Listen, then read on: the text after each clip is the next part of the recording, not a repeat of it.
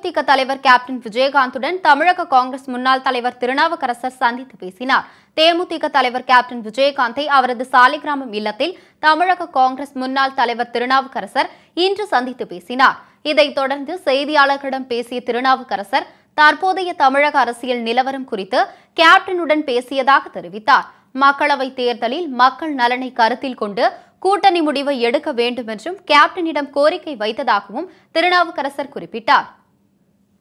அவர் ஒரு அரசியல் கட்சியினுடைய தலைவர், நானும் ஒரு அரசியல்வாதி, அரசியல் தலைவர் தான். அதனால் ரெண்டு பேர் சந்திக்கிற போது இது தேர்தல் நேரம், தேர்தல் நேரத்தில் தமிழ்நாட்டு நாட்டு நடப்பு, அரசியல் நிலவரங்கள் இதெல்லாம் பற்றி ரெண்டு பேர் பேசலேன்னு சொன்னால் அது பொய்யா இருக்காது.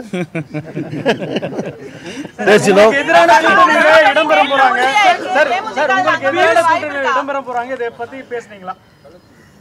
பொதுவான நான் சொன்ன ஏற்கனவே அரசியல் நிலவரங்கள், தமிழ்நாட்டு நிலவரங்கள், தேர்தல் பற்றி இப்படி பொதுவான விஷயங்களை பற்றி பேசினோம்.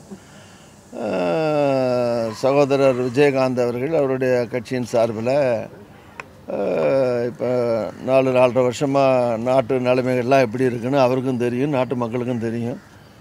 நாட்டு நலன் கருதி ஒரு நல்ல முடிவை அவர் எடுத்தால் நல்லா இருக்குங்கிற அபிப்பிராயத்தையும் அவரோடு பகிர்ந்து கொண்டிருக்கிறேன். அதற்கு மேல் இப்போது சொல்வதற்கு ஒன்றுமில்லை.